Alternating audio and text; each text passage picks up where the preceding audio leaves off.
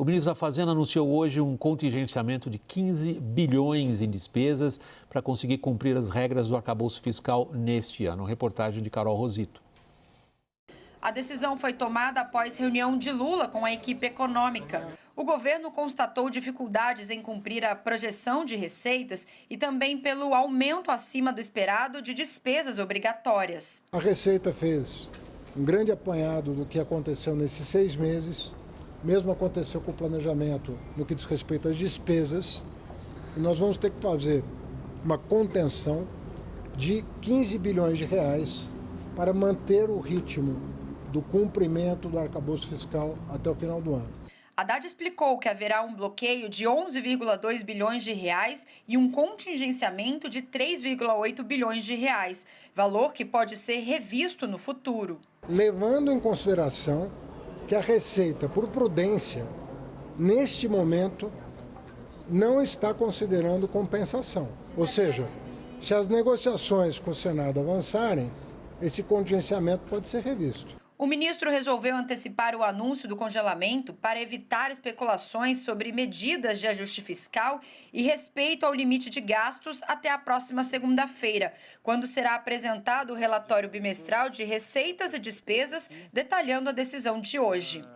O governo já havia anunciado um corte de mais de 25 bilhões de reais em despesas que deverão constar no orçamento de 2025 e deixou aberta a possibilidade de antecipar parte desses bloqueios para este ano, visando alcançar a meta de resultado primário. Haddad afirmou ainda que o governo prevê terminar o ano com déficit nas contas públicas dentro da banda prevista no arcabouço, entre 0% e 0,25% do PIB. Também nesta quinta-feira, o Ministério da Fazenda alterou de 3,7% para 3,9% a estimativa para a inflação oficial de 2024. Felipe Salto, começando pelos números, o que foi anunciado hoje é suficiente ou espera-se mais? Pois é, William, o primeiro ponto que eu destacaria é o seguinte: está no caminho certo, mas não é a dose total do remédio ainda que vai precisar. Remédio porque é corte. o remédio é corte de gasto, né? Ou descobrir mais receitas, o que vai ser difícil. O ministro Haddad, pois é, para o setor produtivo, né?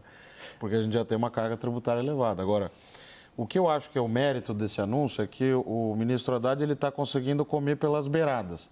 A receita está estimada nesse relatório bimestral, no último, né, o que foi divulgado em maio, num crescimento de 10,5%. Imagina, se a economia vai crescer 2%, como é que a receita vai crescer 10,5%? É porque tem uma montanha de medidas que foram tomadas que estão ajudando nisso. Agora, não chega a esse número. O nosso número na Warren é 8,2%. Apenas para esclarecimento, você está tratando de crescimento real, né? Exato, já descontando a inflação. Ok. Aí o que deve acontecer, né? O ministro não entrou em detalhes, mas a gente fez lá uma engenharia reversa naqueles números que ele anunciou. Ele deve revisar para baixo a projeção de receita, desses 10,5 deve cair para 9,5, e aí ele precisa cortar gasto para conseguir garantir no papel, no relatório bimestral, segunda-feira, que a meta vai ser garantida, ainda que usando aquela banda que a reportagem mostrou de 0,25% do PIB, né? E quais gastos, né? Então ele vai fazer um bloqueio de despesas obrigatórias, de despesas discricionárias, que são as não obrigatórias, né? Porque a Previdência está subestimada, porque o BPC, que é um benefício social, também está subestimado, e vai cortar mais cerca de 4 bi de um grupo de despesas também não obrigatórias para fazer frente a essa reestimativa de receita. Então foi bom o anúncio, mas falta ainda, pela nossa conta, mais uns 11 bilhões, além desses 15 que ele anunciou. É isso? William, a repercussão do anúncio do ministro foi boa. Primeiro, pelo quase ineditismo, né, Felipe? A gente falou hoje mais cedo, não me lembro de haver uma antecipação de uma medida como essa, de um corte. É difícil cortar 15 bilhões de reais. Só para esclarecimento da nossa audiência, isso estava tudo previsto para acontecer na segunda-feira. Para acontecer na segunda-feira, né? Então, a antecipação e da forma como foi, estava lá o ministro Rui Costa, daqui a pouco a turma da política vai falar sobre a simbologia dessa aparição.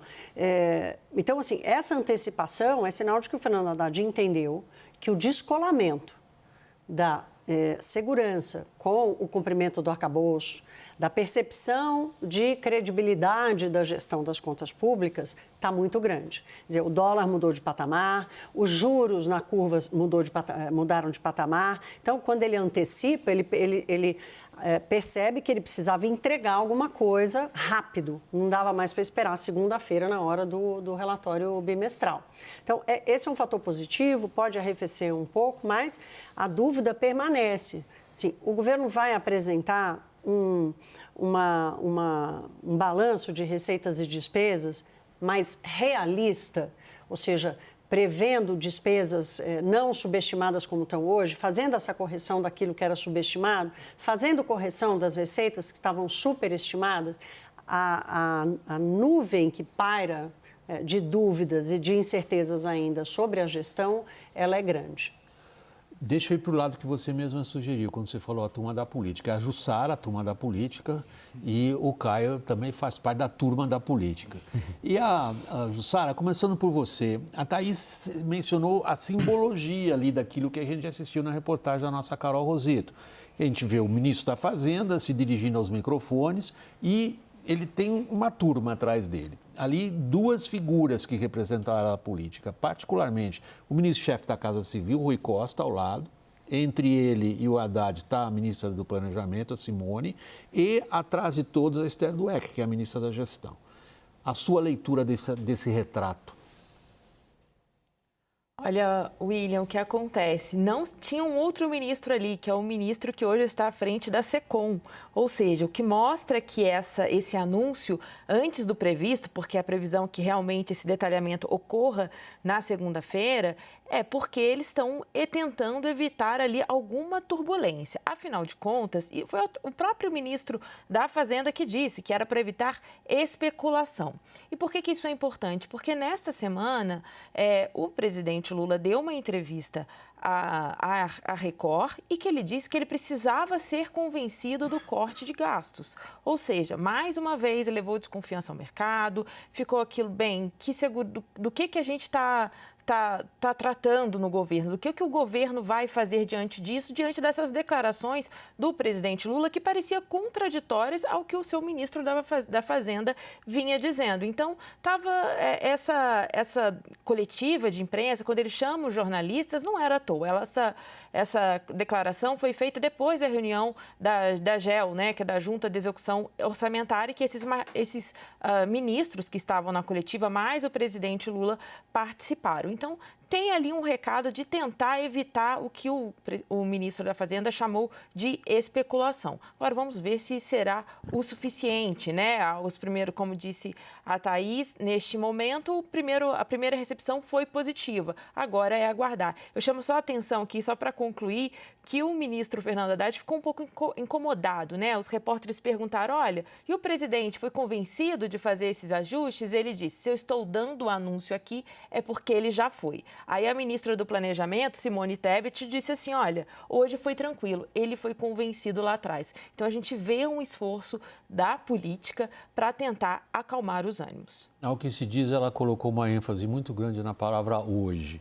Como é que foi essa reunião? Lula era o sujeito oculto dessa foto. William, o que eu levantei ali, a reunião foi conduzida principalmente pela Simone Tebet e pelo Fernando Haddad. Os ministros da ala política falaram pouco, quase nada, não falaram muito. O que eles mostraram ali? Mostraram todas essas projeções, né, que vocês colocaram, né, de um aumento exponencial das despesas, né, que no relatório, pelo que eu levantei de segunda-feira, deve passar 32 bilhões de reais.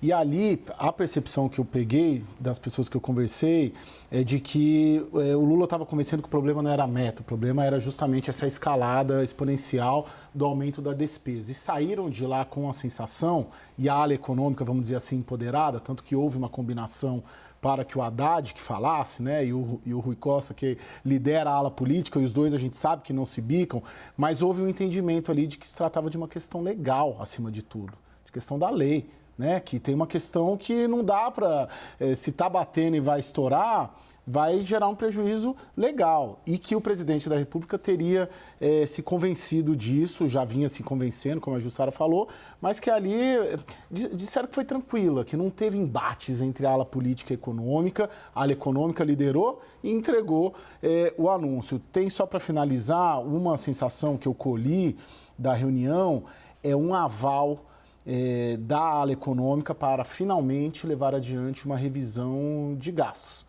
Né? Eles sentem que com esse cenário todo, agora, finalmente... A palavra revisão aí é crucial. Revisão é uma coisa, corte é outra. Né? Isso. Não, corte de gastos é aquele spending review, que agora isso deve ir adiante. E, só para finalizar, uma informação que eu acho importante, a equipe econômica vai mirar todos os ministérios. Né? Essa coisa de saúde e educação está protegido. O ministro Zé Múcio, da Defesa, deu declarações ao valor de que tinha garantias de que a defesa não terá corte. Não. Toda a equipe econômica, pelo menos, todas as pastas terão cortes. Vamos voltar para um ponto, então. Um ponto que você levantou, Thaís, e passar ele a você, Felipe. A Thaís, na intervenção dela, Felipe, faz uma alusão que me parece de uma certa gravidade. Você me corrija, por favor, se achar que eu estou exagerando. Subestimar despesas e subestimar receitas. Ela termina a intervenção dela, agora há pouco, dizendo: há esta grande dúvida no ar. Existe essa grande dúvida no ar? Eu acho que essa palavra que a Thaís falou, realismo, é o que o mercado espera e o que todos esperamos, né? Porque você não pode ter receitas e despesas num relatório oficial que serve com base na lei de responsabilidade fiscal para acompanhar a execução orçamentária, que vem com uma receita inflada e uma despesa subestimada. Mas está acontecendo isso? Tá. Porque na peça orçamentária, quando ela foi enviada, tinha 908,7 bi de previdência. Quase R$1 trilhão só de previdência. Só que estava subestimado. A nossa projeção já era, na época, de 930 bi. Uma subestimativa de mais de 20 bilhões. No primeiro relatório bimestral, eles corrigiram um pouco, para 914. No segundo relatório bimestral, para 917. Agora eles vão fazer a correção final, provavelmente na Previdência. Por isso que veio esse bloqueio de 11,2 bi. Eles pegaram uma folguinha no teto que ainda tinha, de 2,5 bi. O teto eu me refiro ao novo arcabouço fiscal, certo. Né? Mas essa necessidade de ajustar a Previdência e o benefício de prestação continuada. Então, está na direção correta, vai ficar mais realista, mas ainda não garante tudo que é necessário pelas nossas contas, dado o desempenho da arrecadação projetada até o final do ano, para entregar o zero, ou mesmo o zero com a banda inferior de 28,8 bi. Agora, Felipe, eu conversei com várias pessoas e todos trouxeram o mesmo ponto. A preocupação, por exemplo, com a receita dos processos do CARF. Isso foi um anúncio feito no ano passado. O governo, uma medida provisória adotada no ano passado, foi aprovada com muito custo e o governo começou o ano dizendo que dali, ou seja, dos processos administrativos contra a Receita julgados, o governo tiraria 55 bilhões de reais. A Receita Federal disse recentemente, foi interpelada a dizer, até agora não entrou nada. Então, assim, é possível? A receita também não precisa ser corrigida? Olha, essa questão do CARF, né? O CARF é um tribunal, mas é um tribunal que não é judicial, ele é um tribunal administrativo. Então, você pega o contribuinte e o fisco, olha, tem uma pendência aqui, uma disputa, e vamos arbitrar para ver quem está certo. O problema é o seguinte, o ministro Haddad, corretamente, a meu ver, acendeu o maçarico para o CARF acelerar os julgamentos. Só que se eu julgo um processo contra a Thaís, contra o Felipe, o William, o Caio, e vamos supor que o erário ganhe, o fisco ganhou. Isso vai para a Receita Federal, aí tem 3 meses para o contribuinte se mexer. Se mexer significa ou judicializar, aí ele tem que depositar 20% do valor em disputa, que é uma receita primária, ou ele tem que fazer uma transação com a Receita Federal. Aí pode ter multa abatida, juros, etc., correção.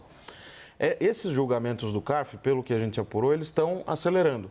Só que a segunda etapa, que é a cobrança do contribuinte, a entrada do dinheiro no caixa, ainda não está acontecendo. Então, essa é uma frustração que o governo está enfrentando, pelo menos até esse momento, de fato. E é uma das coisas que coloca em risco, né, a trajetória, pelo menos no curtíssimo prazo. Eu vou pedir para a turma da política dar uma ideia para a gente. Como é que a turma da política do Planalto está vendo isso, Jussara, começando por você? Olha, William, o que a gente vê agora depois desse anúncio hoje, o que a gente pode esperar para os próximos dias é uma corrida, inclusive, dos ministérios para tentar salvar ali, né, evitar esse corte, no caso, o bloqueio de do seu orçamento. O que a gente está vendo ali, como o Caio já disse, queria até mencionar isso, que realmente até mesmo essas áreas importantes e que era até quase criminoso citar isso no governo Lula em relação a contingenciamento, né, e bloqueio atingindo a área de saúde e educação. E pelo contrário, agora até isso deve entrar nessa roda de bloqueios. Bem, importante, algumas áreas que devem ser atingidas e com bastante, e que deve entrar uma faca mais dura ali. O Ministério das Cidades, Desenvolvimento Regional, Turismo, Esporte. Então, a gente vê ali uma preocupação e é isso. Todos os ministérios devem entrar nessa rodada ali de rever os seus orçamentos. Agora, ponto importante, o detalhamento disso é até segunda-feira. Por isso que esse final de semana, essa sexta-feira deve ser animada aqui por Brasília nesse sentido para tentar fechar esse cálculo e a gente entender exatamente como que o governo vai fazer esse congelamento e como vai atingir todas as áreas. Uma briga de foice? William, esses ministérios, né, a premissa, pelo que eu também compreendi, é de gastos que estão projetados, mas que não começaram a ser feitos, serem interrompidos. Isso impacta principalmente obras. Ministérios que têm obras são principalmente os ministérios do Centrão, né? Para pegar os 4 ali que a Jussara falou, Cidades está com o PP, André Fufuca, Turismo está com o Celso Sabino, que é a União Brasil, Desenvolvimento Regional está com o Valdez Góes, que é União Brasil, e Cidades está com o Jader Filho, que é MDB. Ou seja, de alguma maneira... Agora, eu tentei captar, com alguns dos ministros do Centrão também, antes de entrar no estúdio, esse sentimento. Tinha ali... Alguns falam, poxa, eu já não tenho onde cortar, então como que eles vão cortar? Outros falam, acho difícil, isso tem o ano que vem, isso tem o próximo relatório, está tudo dentro do planejamento, ou seja, a gente tem que considerar também que tem eleição municipal em outubro, acho que isso de alguma maneira acaba impactando porque o governo não pode, né, tem restrições a despender recursos daqui para outubro, isso acaba tendo um impacto também. Agora, a grande briga acaba sempre sendo essa, né, porque os ministérios entregadores de obras são ministérios que estão com o Centrão. Os ministérios que estão no núcleo do poder, né, são os ministérios ligados ao petismo, né? Basta ver a composição do Palácio do Planalto.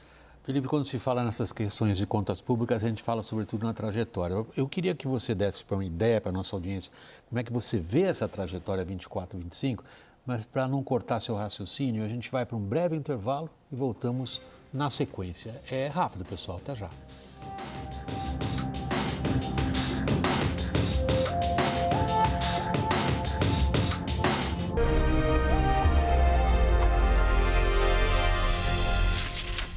Voltando no intervalo, retomando nossa conversa, Felipe Salto, a gente sabe até segunda-feira o que vai acontecer.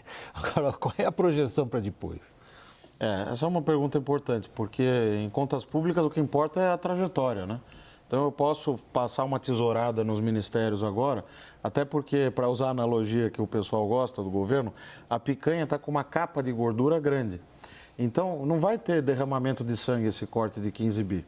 Claro que eles vão reclamar, porque você deu um orçamento grandão, agora vai cortar um pedacinho da capa de gordura. Mas não vai cair uma gota de sangue. Agora, para frente, né? A nossa projeção na Warren hoje é que o déficit do ano que vem vai ser pior do que o desse ano. Esse ano você está estimando aí? 49,2. Então descumpre a meta? É porque tem um truque aí, né? Você tem despesas que não são computadas na meta. Rio Grande do Sul tem 21 bi. Então você vai entregar o 28,8, provavelmente, mas ainda tem 21 bi que você contabiliza sem considerar a meta fiscal, tá? Agora, para o ano que vem, vai passar para algo como 90 bilhões, se o governo não fizer nada. O ministro Haddad anunciou lá um corte de 25,9 bi desse pente fino, chamado Spending Review, né? Mas não veio detalhamento nenhum.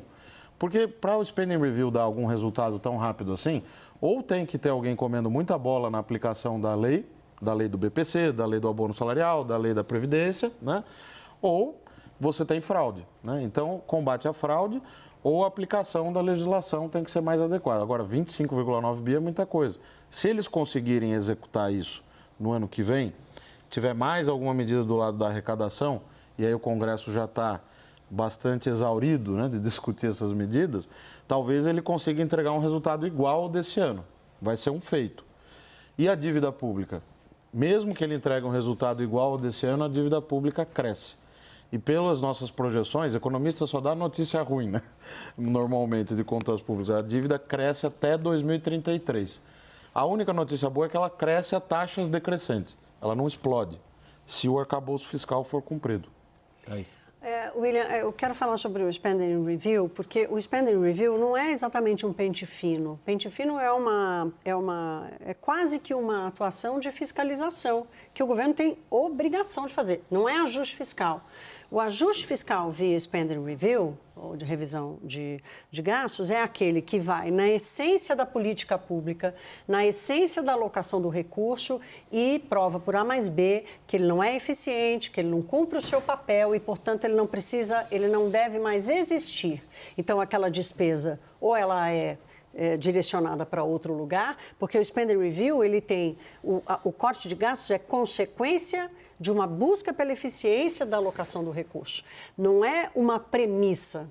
O corte que eles estão anunciando é o corte pelo pente fino, que passa por fraude e passa também por ineficiência dos ministérios. Então, as ferramentas, elas têm que ser colocadas do tamanho e com o objetivo que elas têm. Quer dizer, não pode ter a criatividade de achar que, olha, que bonito. E a Simone Tebet foi corajosa de dizer, nós vamos fazer, precisamos, por exemplo, mexer na vinculação de saúde e educação e tal. Ela conseguiu botar o bode na sala.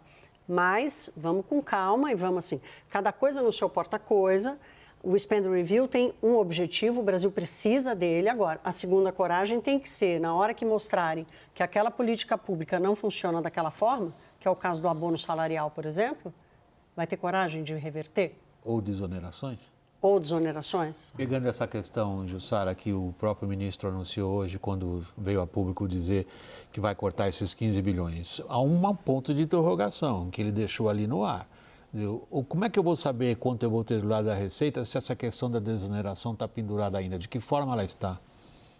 Olha, William, está pendurada, essa é a questão. Nessa semana, o ministro do Supremo Tribunal Federal, Edson Fachin, ele aumentou o prazo, pelo menos até o dia 11 de setembro, para que Congresso e Executivo encontrem ali um acordo para tratar da desoneração. Claro, o ministro Fernando Haddad apresentou ali umas propostas para poder compensar as receitas, né, por causa da desoneração. Rodrigo Pacheco, presidente do Senado e do Congresso, disse que são constrangedoras, ou seja, essas declarações todas mostram que está longe ainda de um entendimento desse acordo. Agosto está aí, é um ano curto, porém, por causa de, enfim, estamos no recesso, vai começar o recesso, tem eleição municipal, mas é uma prioridade para agosto. A ideia é que seja resolvido em agosto. Neste momento que a gente vê que estão falando línguas totalmente diferentes para resolver esse impasse em torno da desoneração dos 17 setores, mais pequenos municípios. Bem, claro, assim, a gente, nos bastidores, tanto no Congresso quanto no Executivo, eles falam, não, vai se encontrar um acordo, isso vai ser construído, mas a gente não vê muito por onde neste momento. A questão é que o alerta está aceso, né? Se realmente esse impasse permanecer, caberá ao Supremo Tribunal Federal arbitrar sobre isso, o que ninguém quer. Bom, arbitrar ele já fez, arbitrar ele já arbitrou. Mas tomar uma decisão final, ele deu um prazo, né, para que as partes se entendam. O entendimento das partes, no caso executivo e legislativo, que o Lula disse, vocês criaram esse problema, empresários que desfrutam das desonerações e os parlamentares que querem aumentar as desonerações, vocês que me deem uma saída. O que parece, no momento, é uma situação na qual o Congresso se sente encurralado politicamente e responde ao Executivo. É o impasse. Você vê saída disso como? Não, a saída que eu vejo é prevalecer o que o Congresso decidir, por N motivos, né? Primeiro, porque o Congresso é o mais forte no jogo de forças. Segundo, porque o Congresso não está disposto a ir na linha do governo de taxar, para ficar na palavra da moda, o setor produtivo, como o governo estaria disposto e a equipe econômica, e basicamente é isso, e ganha quem tem mais força, e quem tem mais força nesse jogo é o Congresso. As medidas do Congresso Não acreditaria que todas elas vão passar, né? Jogos de azar, enfim, tudo refis das agências reguladoras, mas a ideia força da solução da desoneração vai ser o Congresso, porque o Congresso é mais forte nesse jogo. O que isso significa para as contas públicas, Felipe? Eu queria comentar sobre isso, porque a projeção de receita considera 15,5 bi, segundo o secretário da Receita Federal, de custo dessa desoneração da folha. Mas me parece que há um jogo aí que é o seguinte. Bom, o Congresso não quer majorar a CSLL, que é o Imposto sobre Lucro, né, contribuição. Que foi uma proposta do Executivo. Foi uma proposta do Executivo. Não aceitou aquela medida provisória 1227, também que tinha a ver com o creditamento de PIS/COFINS, né, para reduzir esses créditos que as empresas usam contra o fisco. E apresentou uma lista de medidas que são fumaça, como a gente falou da outra vez aqui, né? E o que fazer, então? Eu acho que uma estratégia ótima seria o Haddad guardar uma carta na manga, que é o seguinte: olha, vocês não querem fazer nada do lado da Receita? Então eu apresento aqui um contingenciamento adicional. Ali no final do ano, corta mais uns 11, 12 bi, resolve esse problema. A questão legal é que a Lei de Responsabilidade Fiscal... Cortar a emenda, né? A Constituição Federal permite que você corte proporcionalmente as emendas em relação ao que você cortou da despesa do Executivo. Cortou 10% da sua carne, pode cortar 10% do Legislativo. Só que isso é uma carta que você tem que usar em último caso, né? E essa estratégia pode ajudar. Agora, o artigo 14 da Lei de Responsabilidade Fiscal, famoso, né? Ele diz que você tem que fazer medidas do lado da Receita, porque a desoneração é um custo derivado de uma renúncia tributária por conta de uma benesse. Daí a palavra compensação. Exato. Só que nós estamos falando numa decisão liminar do ministro Zanin, Cristiano Zanin, que já tirou um pouco as coisas do lugar, né? Então, é uma situação muito atípica. Por que não usar o corte para compensar? Respeitando o princípio constitucional da sustentabilidade, que foi introduzido, aliás, por aquela emenda derivada da PEC emergencial. É uma saída. Mas, Felipe, Mas aí eu acho que aumenta a confusão, né? Não, aí se a gente critica tanto o governo pelas dificuldades de articulação política, essa medida é aquela medida para falar, poxa, esses caras não pensam politicamente. Mas ele não tem saída. Não, mas aí você fica um pensamento, com todo respeito, de economista. Você tem que olhar a realidade que você está inserido. Se chegar no final do ano, a receita não aparecer e o gasto aumentar, legalmente o governo vai ter que cortar. Ele não tem outra saída. Inclusive, as empresas vão ter que devolver dinheiro. As empresas vão ter que devolver dinheiro. As beneficiadas pela desoneração. Porque elas estão usufruindo agora. É uma questão legal. O governo não pode terminar o ano... É porque eu só vejo dezembro com o PT uma vitória do Centrão nas eleições municipais, por motivos óbvios, né? Partido que domina aí os mais de 5 mil municípios. Ou seja, o Centrão vai sair empoderado das eleições de outubro. Isso significa que a dependência do governo e da sustentabilidade política do governo no Congresso perante o Centrão estará ampliada. E tem um outro elemento que vai entrar na reta final, na segunda metade do governo Lula, com o Centrão namorando o governador aqui, estimulando o governador de São Paulo a sair candidato. Então, assim, tem que ter o cálculo político aí também. Eu vejo dificuldade, não estou falando que não vai acontecer. Jussara, para encerrar, você tem a última palavra. O governo tem alguma carta na manga para estabelecer algum tipo de fórmula para romper o impasse que você descreveu? Olha, eu sinceramente, se tiver, está guardado por enquanto, porque tudo que Fernando Haddad apresentou neste momento, ele disse que é o suficiente, né? E que teria que trabalhar ali no convencimento do Congresso em aceitar as propostas que já foram feitas. Bem, agora é preciso ver ali essa conversa, tinha uma conversa agendada entre Pacheco e Fernando Haddad, que acabou não acontecendo ainda, mas para eles tentarem um ajuste. Vamos ver se a política vai ser a solução para encontrar esse impasse aí que a gente está falando.